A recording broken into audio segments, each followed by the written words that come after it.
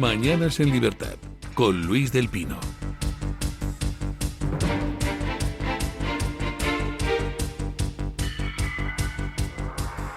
El presidente de los Estados Unidos, Donald Trump, ha prorrogado hasta el 6 de marzo de 2026 algunas de las sanciones impuestas a Rusia según un decreto publicado el 28 de febrero en el Registro Federal de Estados Unidos. El documento extiende el estado de emergencia declarado el 6 de marzo de 2014, durante la presidencia de Barack Obama en respuesta a la anexión de Crimea por parte de Rusia. Además, mantiene las sanciones relacionadas que fueron impuestas en aquel entonces. Según el texto del decreto, las acciones y políticas abordadas en estas órdenes ejecutivas continúan representando una amenaza inusual y extraordinaria para la seguridad nacional y la política exterior de los Estados Unidos. Esta decisión se produce en un contexto de negociaciones de Trump con Rusia y Ucrania para poner fin al conflicto. Bueno, esta noticia que les traigo en realidad es una noticia de hace 5 días. Hace 5 días Trump prolongó una parte de las sanciones contra Rusia hasta 2026. ¿Han visto ustedes esa noticia en algún medio de comunicación? ¿Han visto ustedes que algún medio de comunicación refleje que, como forma de presión a Rusia para obligarla a sentarse en la mesa de negociaciones, Trump prolonga las sanciones hasta 2026? No, ¿verdad? Y la pregunta es ¿por qué? Y la respuesta es muy simple. Porque claro, si Trump prolonga las sanciones contra Rusia, pues entonces es difícil conciliar eso con el argumento estúpido de que Trump es un agente de Putin, que es básicamente lo que están repitiendo todos los loros de los medios progres y algunos ingenuos no progres. Antes he colgado en mi cuenta de Twitter un listado de 2019 de las 52 decisiones, órdenes ejecutivas y pronunciamientos diplomáticos contra Rusia que Trump adoptó durante su primera legislatura, entre 2016 y 2019. En esas sanciones y acciones, pues además de sancionar a distintos personajes relacionados con el régimen ruso, Trump aprobó la ayuda militar, el envío de ayuda militar a Ucrania. Trump se enfrentó a los intentos de Rusia de interferencia en terceros países, tipo Siria, pero los loros siguen con la cosa de Trump es un agente de Putin.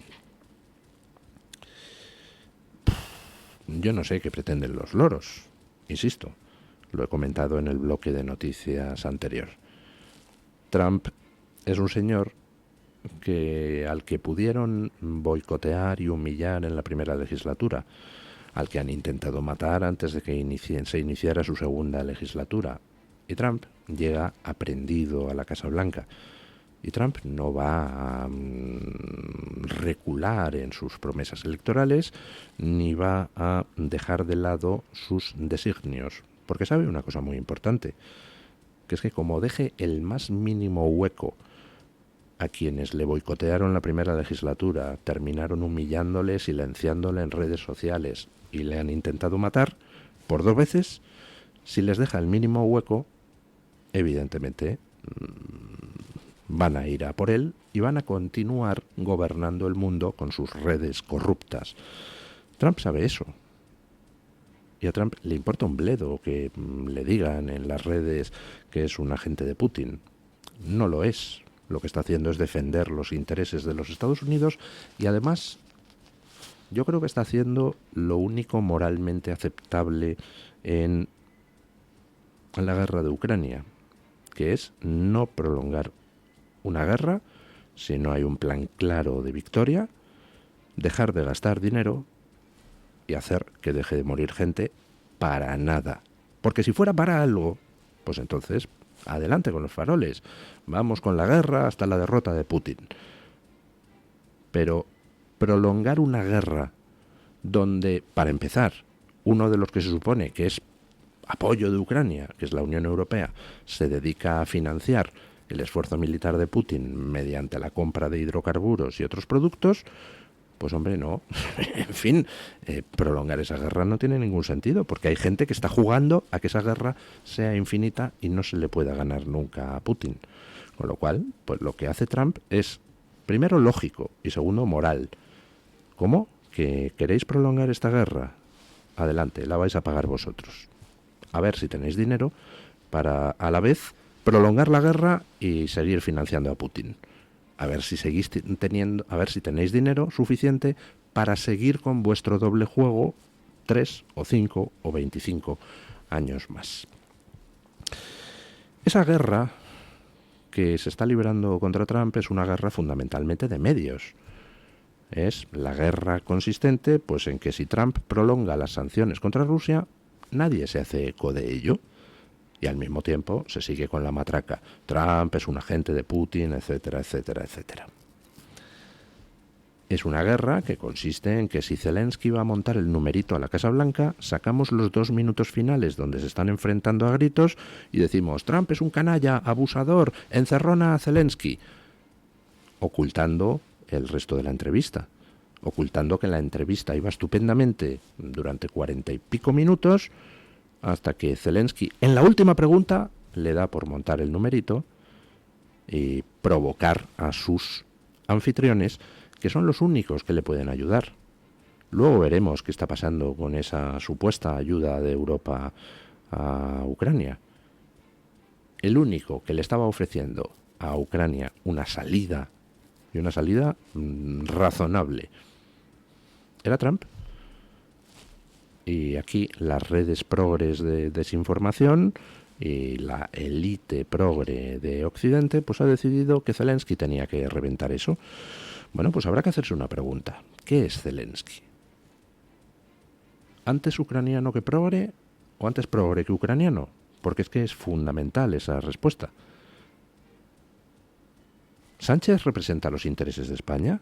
No, Sánchez simplemente es un fiel mayordomo de una élite progre que dirige los destinos de Occidente y que le dice lo que tiene que hacer en España. Y lo hace. Entonces, ¿qué es antes Sánchez? ¿Español o progre? Pues está claro que progre. Está claro que ha ligado su destino personal a la pertenencia a ese club de quienes creen que pueden encaminar Occidente hacia una autocracia. Pues igual que con Sánchez no tenemos dudas, espero ninguno, de que Sánchez no es Ucrania y Sánchez no representa, no es España, y Sánchez no representa los intereses de España, y Sánchez solo defiende los intereses de una élite progre para defender sus propios intereses. Pues con Zelensky yo me hago desde hace muchísimo tiempo la misma pregunta. ¿Zelensky defiende los intereses de Ucrania? En serio, me refiero. Porque Sánchez también, en fin, posturea mucho y, bueno, en una reunión europea puede tratar de sacar 1 milloncito de euros más de ayuda a España y tal, pero eso no es defender los intereses de España realmente.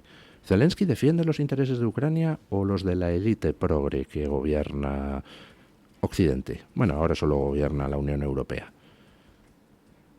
Porque si Zelensky es otro mandado, como Sánchez, de esa élite progre que gobierna la Unión Europea, pues entonces pobres ucranianos, porque no va a defender los intereses de los ucranianos, sino los intereses de sus jefes en la Unión Europea. Bueno, y mientras tanto, aquí en la Unión Europea, pues tenemos a la Unión Europea señalando el peligro que representa Putin, que por supuesto que representa un peligro. Putin es un dictador, Putin, pues en fin, es un señor en cuyo país parece que hay una curiosa epidemia de los opositores o de los que molestan al régimen a caerse por los sextos pisos por las ventanas de los sextos pisos de los edificios. O sea que Putin es un criminal, además de un dictador con apariencias democráticas. Y claro que Putin representa un peligro, igual que la Unión Soviética representaba un peligro en tiempos de Reagan. Pero Reagan hizo algo importante, que es que conjuró el peligro, derrotó a la Unión Soviética, no declarándole la guerra, no liándose a tiros con la Unión Soviética. Conjuró el peligro, derrotó a la Unión Soviética, aprovechando las ventajas de Occidente, que son el sistema capitalista y la democracia. simplemente impulsando la economía americana y metiendo a la Unión Soviética en una carrera armamentística, la Unión Soviética colapsó. Y eso es lo que quiere en estos momentos hacer Trump. Impulsar el crecimiento económico de los Estados Unidos, porque si se hace, es decir, si se hace lo contrario de lo que se ha venido haciendo en estos últimos años, entonces no hay nadie que pueda derrotar a Estados Unidos, ni China ni la Unión Soviética. Porque ni China ni la Unión Soviética pueden competir con el Occidente libre y democrático en términos económicos. Así que, por supuesto, que Putin es una amenaza, pero es una amenaza que podemos derrotar sin necesidad de liarnos a tiros con él. ¿Y qué pasa con las otras amenazas? Porque mientras que la Unión Europea señala a Putin, pues resulta que en estos momentos quien está matando a los europeos en las calles de Europa no es precisamente Putin. Escuchen. Al menos 2 personas han fallecido y 25 han resultado heridas después de que un coche embistiera a una multitud en la ciudad alemana de Mannheim, al oeste del país. El encargado del interior de Baden-Württemberg, Thomas Strobel, ha identificado al conductor como un ciudadano alemán de 40 años. Por su parte, un medio alemán ha asegurado que el sospechoso estaba armado en el momento de su detención. Este es el quinto atentado en Alemania en poco más de 2 meses. En diciembre, un joven saudí asesinó a 5 personas en Magdeburgo durante las celebraciones navideñas. Poco después, un afgano apuñaló a 2 personas en otra localidad. En Múnich se produjo otro atropello el mismo día en que varios líderes mundiales se reunían en la conferencia de seguridad, y además en Berlín, un día antes de las elecciones, una persona murió apuñalada. Han muerto en Mannheim una anciana de 83 años y un hombre de 54. Según la BBC, 5 personas resultaron gravemente heridas y otras 5 personas resultaron heridas leves. El ataque terrorista se produjo cuando pues un tío, un alemán, dicen las autoridades que con problemas mentales, pues metió a su coche contra una multitud que estaba congregada por los carnavales. Poco después, pues un solicitante afgano de asilo apuñala a 2 personas. ¿Cuántos ataques tenemos que sufrir para darnos cuenta de que nos están matando en Europa? Recordando, hace 9 meses en Mannheim, un afgano apuñaló a varias personas matando a un policía. En agosto, otro ataque con cuchillo dejó a 8 personas heridas y a 3 muertos en Solingen. El responsable era un sirio. En diciembre, un hombre saudí condujo su coche contra una multitud en un mercado navideño en Magdeburgo. 6 muertos y 299 heridos. En enero, otro afgano atacó a un grupo de niños pequeños en un parque en Aschaffenburg, matando a un niño de 2 años y a un viandante que trató de socorrer al niño. Y en febrero, un otro solicitante de asilo afgano condujo su coche contra una multitud, hiriendo a más de 2 docenas de personas, y una madre y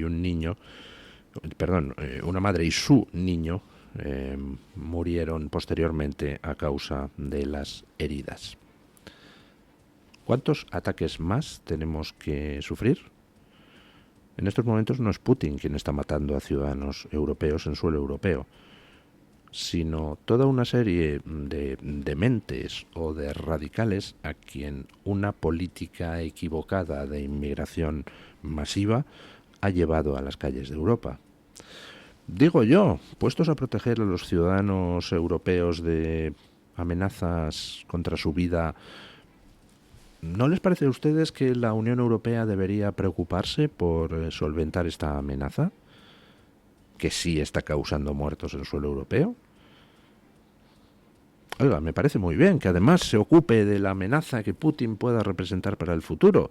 Si Putin es un dictador, pues como todos los dictadores puede sentir deseos expansionistas en un momento determinado, por ejemplo, porque la inestabilidad dentro de su país le lleve a tratar de buscar enemigos exteriores. Por tanto, pues está bien protegerse contra las futuras amenazas de Putin contra Europa. Pero no deberíamos, además de eso, preocuparnos de las amenazas reales a día de hoy en Europa.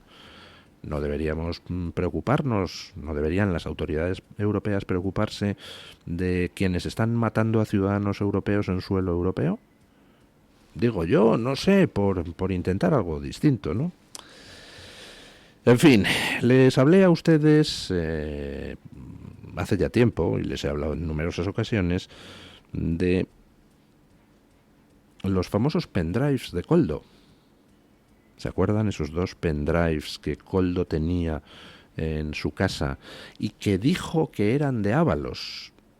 Probablemente para evitar, dado que Ábalos estaba aforado, que se pudiera examinar su contenido. Bueno, pues ya como Ábalos no está aforado, ya parece que se está examinando el contenido de esos pendrives que ya les dije yo a ustedes que seguramente contendrían información que Koldo habría guardado para protegerse frente a posibles traiciones por parte de los que tiene arriba. Y está empezando a salir información de esos dispositivos. Santos Cerdán, calienta que sales. Escuchen. La UCO de la Guardia Civil ha descubierto conversaciones que podrían implicar a Santos Cerdán, secretario de organización del PSOE, en un presunto amaño de adjudicaciones de obra pública. Los investigadores encontraron estos mensajes en un dispositivo electrónico perteneciente a Koldo García, ex asesor de José Luis Ábalos en el Ministerio de Transportes, según fuentes cercanas al caso citadas por El Confidencial. Los especialistas en delitos económicos de la UCO han logrado acceder al contenido del dispositivo, donde han hallado varios chats de mensajería instantánea entre Koldo y altos cargos socialistas, entre ellos el actual número 3 del PSOE. Según estas comunicaciones, Cerdán habría estado presuntamente involucrado en la manipulación de concursos de infraestructuras a cambio de comisiones ilegales. Además, las conversaciones sugieren que contó con la colaboración de otros dirigentes del partido con responsabilidades de gobierno para alterar los procesos de licitación. Pues ya la tenemos liada. Teníamos hasta ahora algún aforado ya imputado, por ejemplo, Ábalos, que por cierto hoy trae el debate una interesante información sobre la cantidad de familiares que colocó Ábalos en esa ONG o lo que fuera que se dedicaba a comprar inmuebles en Perú. Decía que ya tenemos un aforado imputado, que es Ábalos, y pues parece que vamos a tener uno o varios más. Porque si se han hallado en el pendrive incautado a Koldo, pues toda una serie de chats con altos responsables socialistas relativos al amaño de contratos de obras públicas, pues lógicamente quiere decir que se tendrán que producir más imputaciones a no mucho tardar y más suplicatorios al Congreso para el posible procesamiento de gente que está aforada. Salvo, y este salvo es importante, por un pequeño detalle. ¿Recuerdan ustedes que la semana pasada comentamos cómo de repente, de la nada, había aparecido en la audiencia, no, en el Tribunal Supremo, una caja de pruebas desprecintada? Recuerdan ustedes que comentamos que el Supremo encontró, no se sabe cómo, esa caja de pruebas desprecintada y la mandó a la UCO. ¿Y recuerdan ustedes cómo les dije que muy posiblemente eso conducirá a la anulación de esas pruebas?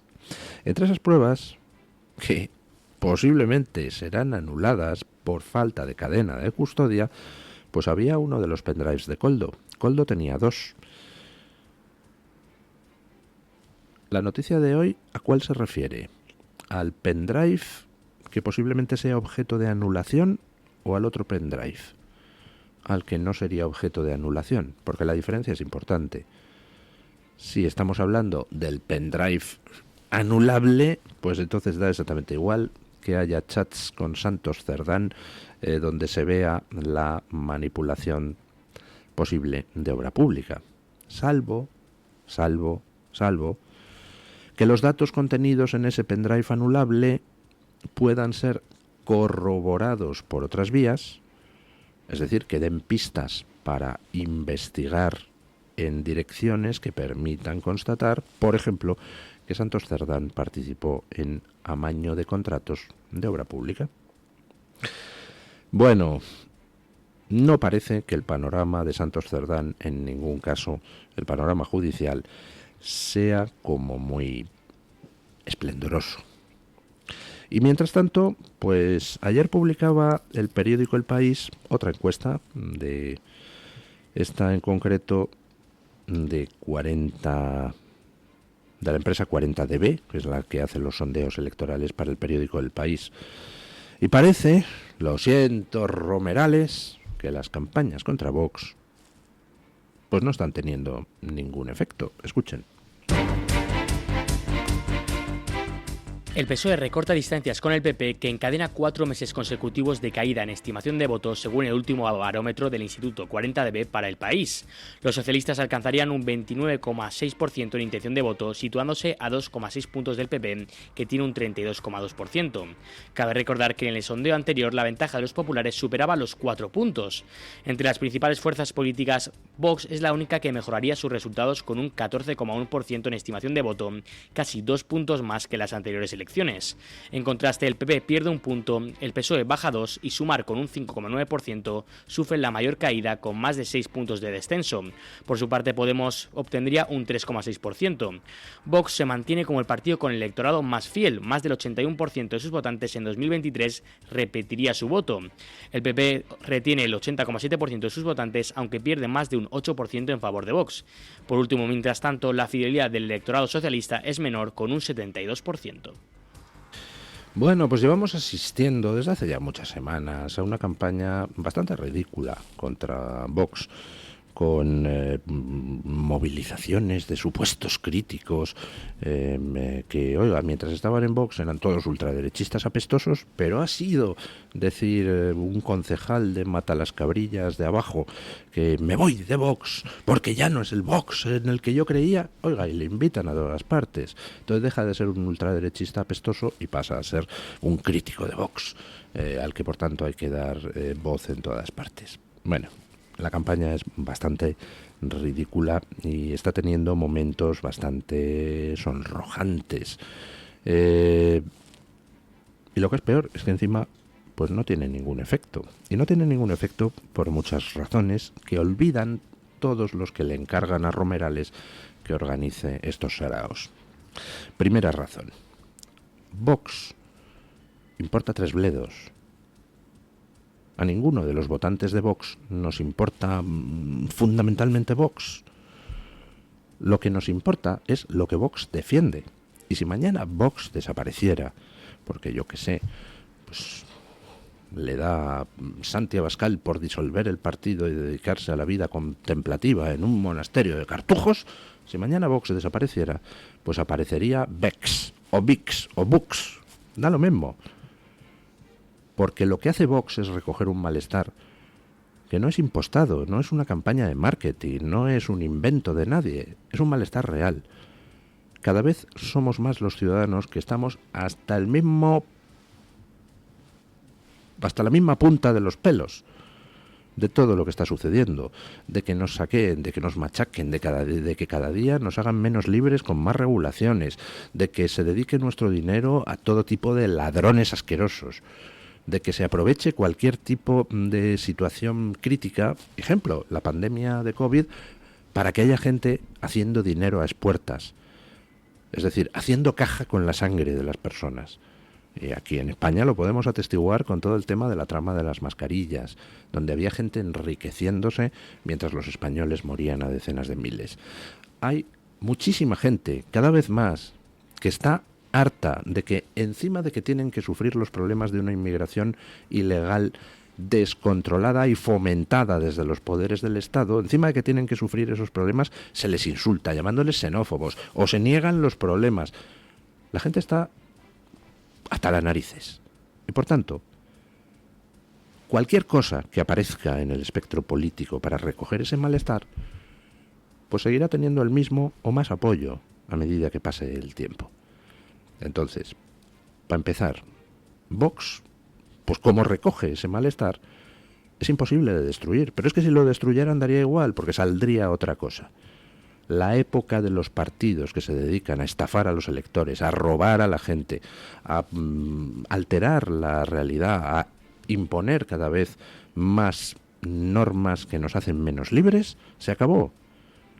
Se podrá retrasar un poquito, o dos poquitos, o tres poquitos, lo que es inevitable. Pero lo inevitable es que al final, como ha pasado en Argentina, como ha pasado en Estados Unidos, termine tomando el poder quien venga con una motosierra a acabar con todas las redes corruptas y a acabar con todas las políticas infames.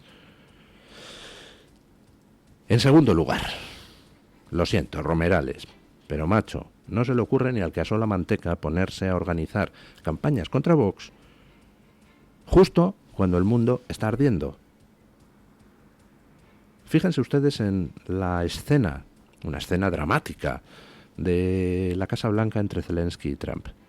¿De verdad alguien piensa que con chorraditas de que no sé qué concejal en no sé qué pueblo perdido de la Sierra de Madrid se ha ido de Vox pueden hacer daño a Vox cuando la atención de la gente está en otras cosas infinitamente más importantes? Es que es ridículo. Yo lo siento por Romerales porque está mayor y sé que le cuesta diseñar estas campañas, pero macho, es que te lo han encargado en una época donde todas estas campañas no van a ningún lado. Y lo están diciendo las encuestas. Y además las encuestas reflejan pues una cosa que parece de sentido común, que es que el PP va bajando. Miren ustedes a Feijóo. ¿Me podría alguien citar una sola declaración de Feijóo en los últimos, no sé, 2, 3 meses?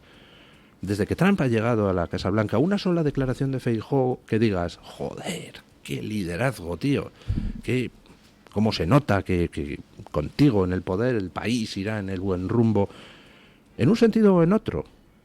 Es decir, Sánchez pues es un canalla, pero no se le puede negar el liderazgo. Está dirigiendo a España hacia el abismo, pero la dirige. Feijóo, ¿me podría alguien citar una declaración, un corte de una intervención suya que refleje el liderazgo? Es la nada entre dos platos. ¿Cómo va a subir el PP? ¿Cómo no va a bajar? La gente está asistiendo atónita a los cambios cada vez más acelerados en el mundo. Sánchez lidera, en un sentido muy claro, para el mal, pero lidera. Abascal lidera, vamos, no se le puede negar la capacidad de liderazgo en España y fuera de España. Feijóo, ¿dónde está Feijóo? ¿Me lo puede alguien decir? Feijóo es la encarnación perfecta del principio de Peter, ese que dice que todo el mundo asciende en esta vida hasta alcanzar su nivel de incompetencia. Vamos, Feijóo en estos momentos es un Peter perfecto, que además pues tiene, por desgracia, enfrente a Peter Sánchez, ¿no? Bueno, vamos con doña Rebeca Crespo para que nos cuente qué trae hoy la Gaceta en portada. Buenos días, doña Rebeca. ¿Qué tal? Muy buenos días y feliz martes para todos los oyentes de Mañanas en Libertad. Este martes en Gaceta.es hablamos de inmigración. Casi 1 millón de migrantes han obtenido la nacionalidad desde que Sánchez llegó a la Moncloa. Más de un cuarto de ellos, además, son marroquíes. En el pasado, Ecuador encabezaba la lista con más de 300.000 ciudadanos nacionalizados, pero ahora más de un cuarto de ese 1 millón de inmigrantes que ha obtenido la nacionalidad son de origen marroquí. Por otro lado, sirios y afganos lideraron las solicitudes de asilo registradas en la Unión Europea en el año 2024. Se presentaron más de 1 millón de solicitudes de protección internacional. Agustín Benito nos cuenta todos los detalles sobre este asunto. Y también hoy analizamos el papel de la primera ministra de Italia, Giorgia Meloni, como mediadora en esa negociación entre la Unión Europea y Trump para alcanzar una solución al conflicto en Ucrania después de lo que pasó durante este fin de semana. Recomiendo, como siempre, las columnas de opinión y muchas otras cosas que llevamos en Gaceta.es. Gracias y feliz martes.